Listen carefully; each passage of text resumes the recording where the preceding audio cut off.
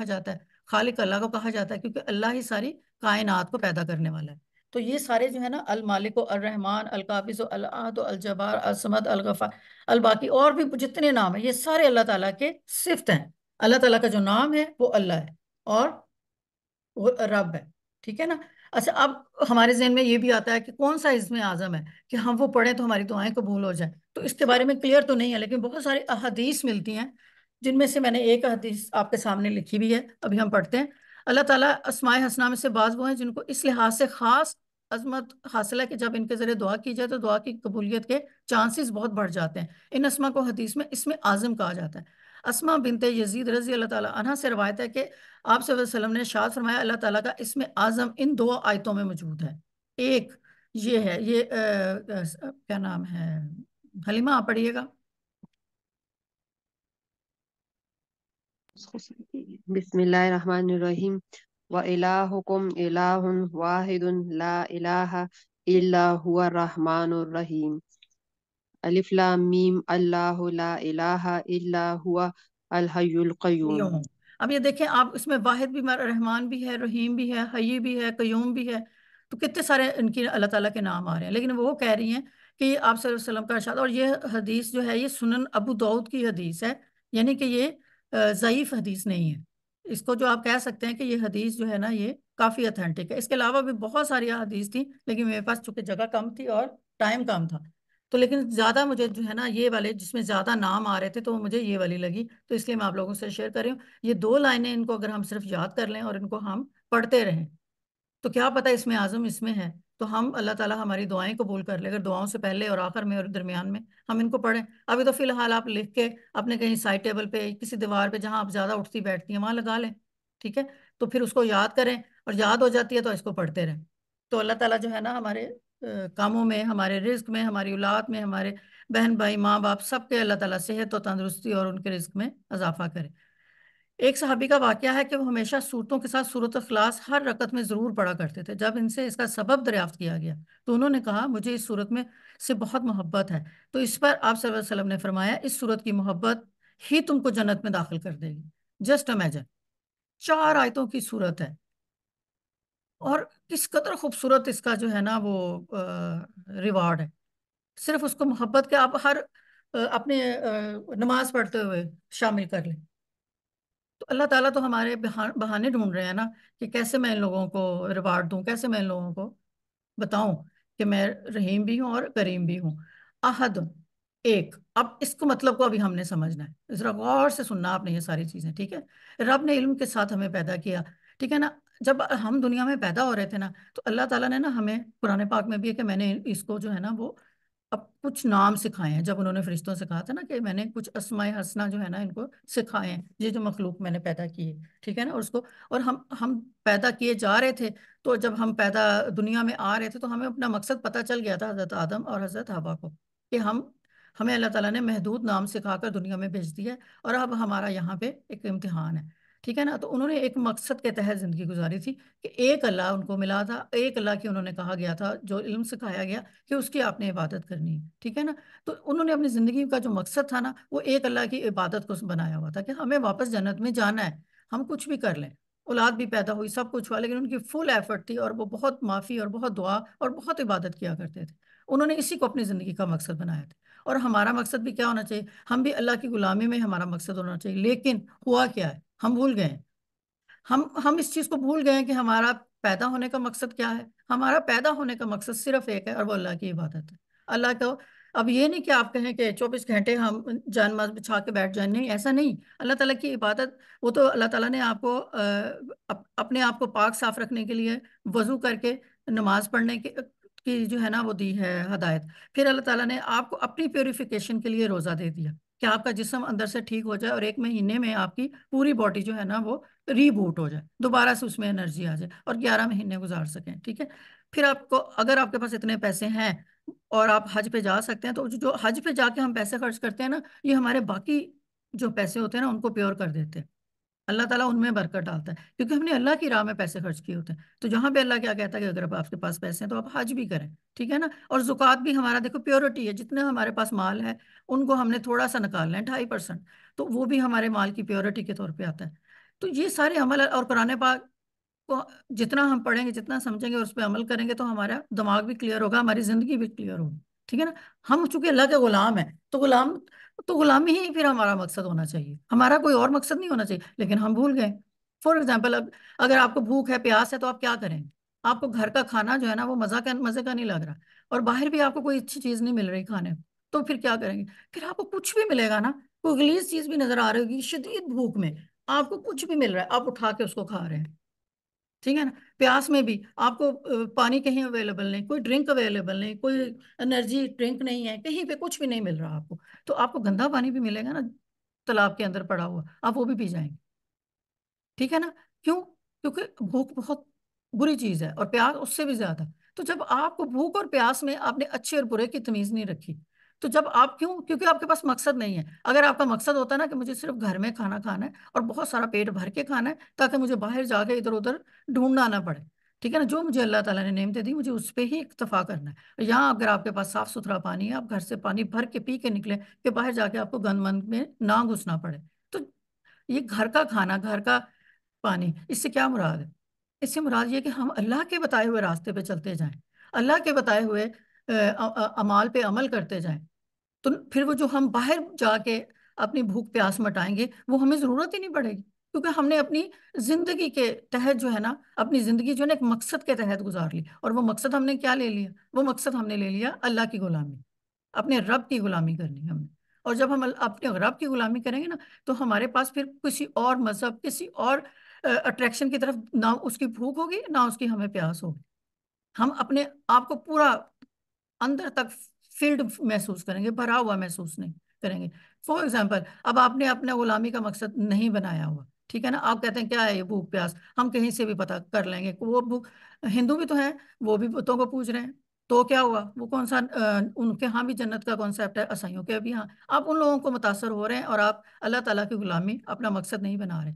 جب مقصد نہیں ہوتا نا، تو پھر ہم اس کا نعم البدل تلاش کر رہے ہوتے ہیں. یہاں دیکھیں، نعم البدل اس کا ہمیں یہ ایک دوسرے کو چڑھ کے گرا کے اوپر جانا ہے، اور اس کے لیے ہمیں کچھ بھی کرنا پڑے، جھوٹ، رشوت، سود، ایوری تھنگ ہم نے اوپر جانا ہے. تو پھر یہ ہوتا ہے ہیزرڈ، ہم لوگ اپنی لائف گزار رہے ہوتے ہیں. اور جب اگر ہمارے پاس کچھ بھی نہیں ہے، تو ہماری وہ جو اللہ تعالیٰ نے ہماری ان بلٹ اندر رکھی ہے نا، کہ یہ بائی برتھ جو ہے میرا غلام ہے، یا ہم اللہ کے غلام ہیں، تو وہ والا جو کھانا ہوتا ہے نا ہماری لائف میں، ہماری روح میں، وہ خالی ہو جاتا ہے.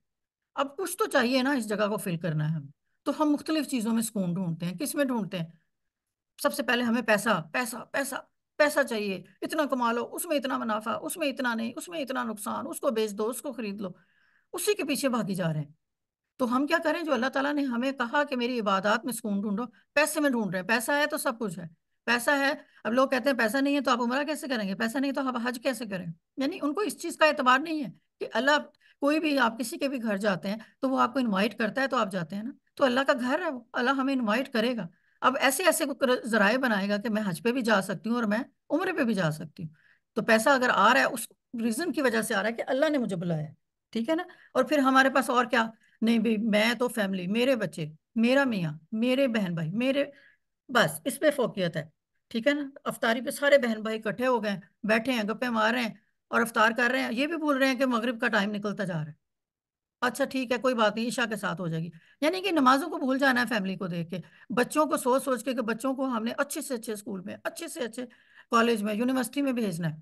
ٹھیک ہے نا. اس کے لیے پیسہ کما لو، یہ کر لو، لیکن عبادات سائڈ پہ ہیں، معاملات میں کوئی انصاف نہیں ہے. تو ہم یا تو پھر فیملی کو وہ جگہ خالی کرنے کے لیے ہم نے رکھ دیا، پھر اور نہیں کچھ، ٹی وی ڈرامے، موویز، ٹی وی آن کر لیں، بیٹھ کے چینل چینج کرتے رہیں فضول میں. یعنی کہ ان کا کوئی مقصد نہیں ہے آپ کی لائف میں، لیکن آپ نے وہ والا ٹائم خالی کر دیا نا. جو ابھی آپ کہہ رہے ہیں کہ 1/3 قرآن پڑھنے کے لیے ہمیں کیا کرنا ہے؟ ہمیں قل ہو اللہ پڑھنی، سورۃ اخلاص پڑھنی. ٹھیک ہے نا. تو ہم نے کیا کیا؟ ہم نے کہا سورۃ اخلاص پڑھ لی نا، اب 2/3 ہو گیا، 2 دفعہ پڑھ لی، ایک ایک تہائی بس ہو گیا، اب میں تھوڑا ٹی وی دیکھوں گی. ساتھ ہی آپ ریلیکس ہو کے بیٹھ جاتے ہو، بھائی یہ چینل چینج، وہ ڈرامہ، فلاں کی امی نے اس کو مارا، فلاں کی سانس نے اس کو مارا، اور خدا نہ خواستہ اسی ڈراموں میں افیئر بھی چلا رہے ہوتے ہیں، اور وہ بھی ہم دیکھ رہے ہوتے ہیں بیٹھے، محرم کے ساتھ نامحرم سب افیئر چل رہے ہوتے ہیں، اور اس کو بھی ہم اہمیت دے رہے ہوتے ہیں. ویلنٹائن ڈیز آ رہے ہیں، پھول خریدے جا رہے ہیں، پتہ نہیں کیا کیا ڈیز بنا لیے ہیں، لیکن انفیکٹ ہم وہ خالی جگہ پور کر رہے ہوتے ہیں جو اللہ نے ہمارے لیے، ہمارے روح میں ڈال دی ہے کہ وہ ہمیں یہ کام کرنا ہے. اچھا پھر آپ اس کے علاوہ کیا کر رہے ہوتے ہیں؟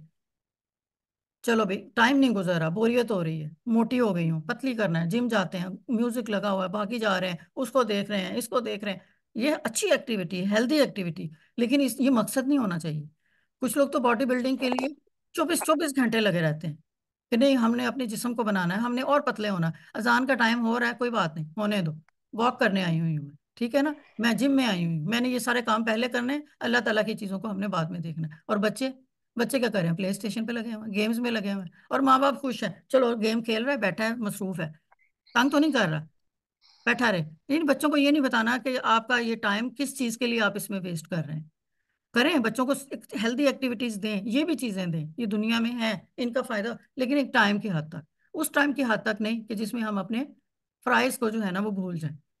تو ہم کیا کرتے ہیں؟ اور کچھ نہیں ملتا نا، چلو یہ بھی نہیں آپ کر رہے، یہ بھی نہیں، یہ بھی نہیں، کچھ بھی نہیں کر رہے. یہ آپ نے دوڑ نہیں لگائی ہوئی کہ میں نے پہلی پوزیشن لینی ہے، میں نے MBA میں ٹاپ کر لینا ہے، پھر میں نے اچھی پوسٹ پہ بیٹھنا ہے اور خوب پیسہ کمانا ہے. یہ ساری چیزیں ہمیں اس طرف لیڈ کر رہی ہیں، ایک چیز بھی ہمیں اللہ تعالیٰ کی طرف نہیں لے کے جا رہی. اور پھر دوسرا باب وفال افیئر چلاتے ہیں، لوگوں کا بت بنا کر ان کو پوجنے لگ جاتے ہیں. ضروری نہیں ہے کہ محرم نامحرم کا پیار تو آپ کے لیے ویسے ہی زہر ہے، لیکن آپ اوروں کو بھی بہت زیادہ اہمیت دینے لگ جاتے ہیں. گھروں میں دادی نانی ساس اور کیا بڑی جو ہوتی ہے، ہم سمجھتے ہیں کہ بس یہ ان کا حرف آخر ہے، انہوں نے کہہ دیا کہ یہ کام نہ کرو، تو حالانکہ آپ کو پتا ہے کہ وہ کام ٹھیک نہیں ہے، مجھے نہیں کرنا چاہیے، لیکن پھر بھی آپ لگے ہوئے.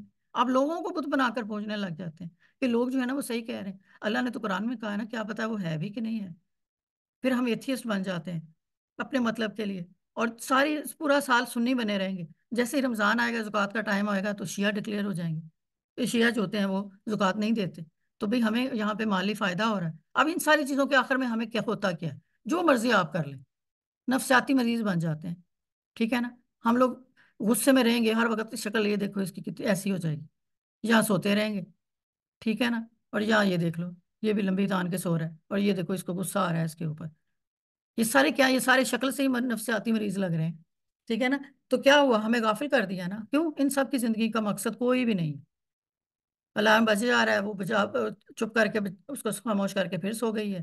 یہ بھی غصے میں ہے، سر میں درد ہے، BP ہائی ہے، شوگر ہو گئی ہے، یہ ٹانگوں میں درد ہے، سر میں درد ہے، اور یہ سویا ہوا ہے، اس کو اٹھاؤ، آپس میں لڑائی جھگڑے، سکون نہیں ہے. تو کون سی چیز ہے کہ غافل کر دیا؟ توحید نہیں ہے ہماری زندگی میں، مقصد نہیں ہے اب ہماری زندگی میں. تو اللہ کو ہم ایک نہیں مانتے نا، اللہ کو ہم رب ہی نہیں مان رہے. ہمیں ہر چیز کو بھول چکے ہوئے ہیں کہ ہم دنیا میں آئے کیوں تھے. ٹھیک ہے نا، ہمارا دنیا میں آنے کا مقصد اللہ کی عبادت ہے. اور توحید جو ہے نا وہ زندگی میں مقصد لاتی ہے. جب ہم اللہ کو ایک مان لیں گے تو ہماری زندگی میں مقصد بھی آ جائے گا. ٹھیک ہے نا، تو یہ رب کا عبد ہونا، رب کا غلام ہونا، یہ سورہ ہمیں یہ سبق سکھاتی ہے کہ اپنے مقصد کو ایک رکھو. زندگی کا مقصد صرف ایک ہو، وہی رب کا عبد بن کر رہنا ہے، دن رات صرف عبد کی غلامی میں، بس اس کا بتایا ہوا ایک یہی راستہ ہے. ٹھیک ہے نا. اب یہ تو میں نے آپ لوگوں کو سمجھانے کے لیے لگائی ہے، لیکن میں یہ نہیں کہہ رہی کہ ہر وقت آپ سوتے ہوئے بھی قرآن پڑھ رہے ہیں، آپ بیٹھے ہوئے بھی قرآن پڑھ رہے ہیں، آپ لیٹے ہوئے بھی قرآن پڑھ رہے ہیں. ہونا تو یہی چاہیے. پڑھنے کا مطلب یہ ہوتا ہے کہ آپ اس میں سے اگر آپ نے سیکھ لیا کہ مجھے یہ کام کرنے یہ نہیں کرنے، تو پھر تو ضروری نہیں ہے کہ آپ کو ہر ٹائم پڑھنا پڑے. لیکن پھر اگر آپ کہہ رہے ہیں کہ نہیں میں نے 1 تہائی قرآن پڑھنا ہے، میں سورۃ اخلاص پڑھ لیتی ہوں، یا میں کوئی اور آیت نکال کے اس کا مطلب سمجھ لیتی ہوں، یا میں اپنی علامات دیکھتی ہوں کہ یہ فعل مضارع ہے یا فعل ماضی ہے. کسی طریقے سے بھی آپ دیکھیں، آپ نے کتاب اٹھائی سیکھنے کے غرض سے اٹھائی، اور یہی ہمارا ایک ڈیوٹیوں میں سے ایک ڈیوٹی ہے جو اللہ تعالیٰ کا غلام ہونے کے ناطے ہمیں ذہن میں ہمارے آتی ہے. ٹھیک ہے نا. اب کہتا ہے کہ احد کا مطلب صرف رب کی عبادت ہو، دین صرف ایک بحث بن کے نہ رہ جائے، بلکہ عمل ہو، اور مقصد اللہ تعالیٰ کو راضی کرنا ہو. یہ کہ مومن میں، وہ کہتے ہیں کہ مومن کے دل میں جو دھڑکتا رہا تھا نا، وہ دل کی طرح دین دھڑکتا تھا. جب آپ صحابہ کی ہم بات کرتے ہیں تو اب کیا ہے؟ اب صرف بحث رہ گئی ہے، وہ تراویحاں ٹھیک ہیں کہ نہیں ہیں، وہ پڑھنی چاہیے نہیں، وہ 20 پڑھنی چاہیے یا 8 پڑھنی چاہیے. مطلب اب ہم صرف بحث کر رہے ہیں کہ یہ تو حضرت عمر کے زمانے میں ہوئی تھی، یہ تو آپ صلی اللہ علیہ وسلم نے 3 پڑھا کے چھوڑ دی تھی. ٹھیک ہے. اچھا نماز میں تو صرف فرض پڑھتی ہوں، سنت تو میں پڑھتی نہیں ہوں، شادیاں 4 کرنی ہیں کیونکہ سنت ہے. تو اب ہم نے کیا کیا ہے؟ ہم نے نا اپنے دین کو نا اپنے رب کی غلامی کو بحث بنا دیا ہے. ڈسکشن چل رہی ہے، ٹی وی پہ چل رہی ہے، وہ اینکر اسے پوچھ رہی ہے اچھا مجھے بتائیں عالم آن لائن، ایک سائڈ پہ شیعہ بیٹھا ہے، ایک سائڈ پہ سنی بیٹھا ہے، ایک سائڈ پہ کوئی اور ان سے بیٹھ کے کہانیاں سن رہے ہیں. ایسا نہیں. اللہ تعالیٰ نے کہا میرا قرآن پکڑ لو، ایک مضبوط رسی